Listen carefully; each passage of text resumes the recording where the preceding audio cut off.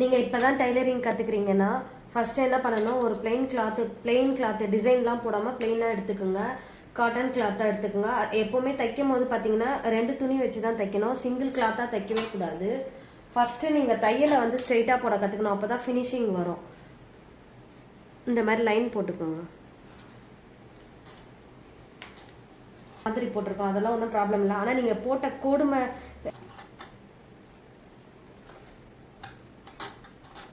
நான் சின்னதாக ஒரு 3 லைன் தான் போடுறேன். நீங்கள் எத்தனை அதாவது உங்களோட நீங்கள் போடுற தையல் வந்து கரெக்டாக வர வரலாம் நீங்கள் போட்டுக்கோங்க.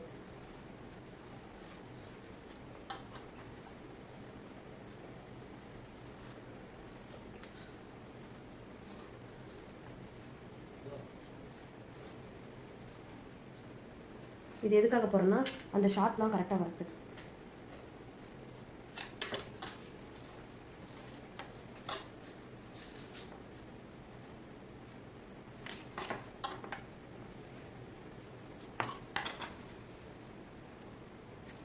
இது வி ஷேப்பில் திருப்பணும்.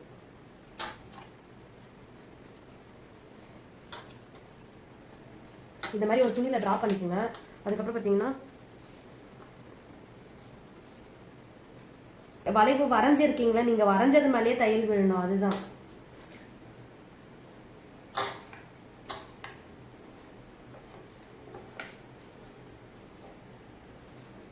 கரெக்டாக அந்த ஷார்ப்பை நிறுத்தி தைக்கணும். அதனால தான். அதே மாதிரி நீங்கள் வந்து தைக்கும் போது என்னன்னு பார்த்தீங்கன்னா, துணி எந்த கலரோ அதுக்கு அதில் நல்லா தெரிகிற மாதிரி கலரில் வச்சு மார்க் பண்ணிக்கோங்க. அடுத்தது பார்த்தீங்கன்னா, நீங்கள் தைக்கிற நூலும் வந்து பார்த்தீங்கன்னா கான்ட்ராஸ்ட் கலராக தான் இருக்கணும். சேம் கலர் போட்டு தைக்காதீங்க. நீங்கள் தைக்க பழகும் போது அந்த மாதிரி பண்ணாதீங்க.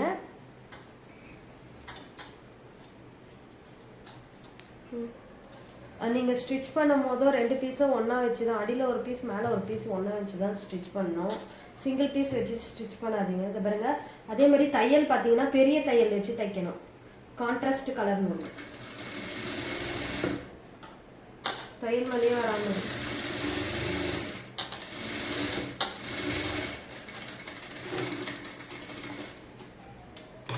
பாருங்க. இது எப்படி தைக்கணும்னு பாருங்க. அடுத்தது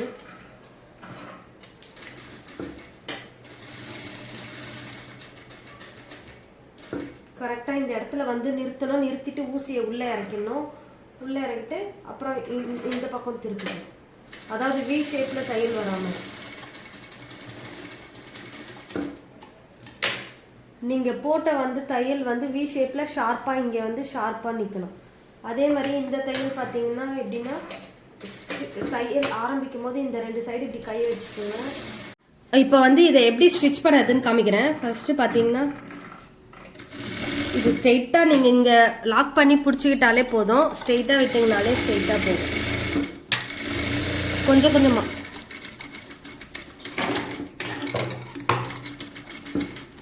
நெக்ஸ்ட்டு பார்த்தீங்கன்னா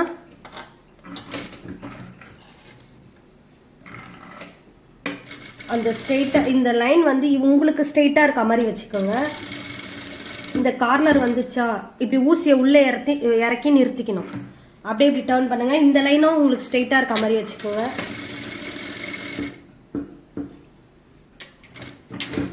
இப்போ வந்து பார்த்தீங்கன்னா இந்த ஷார்ப் கரெக்டாக இருக்கா வி ஷேப்பில், அவ்வளோதான்.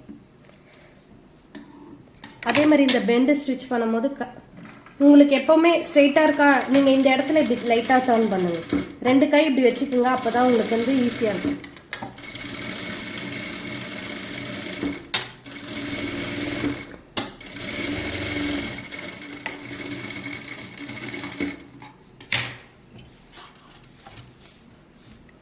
இதே மாதிரி ப்ராக்டிஸ் பண்ணுங்கள்.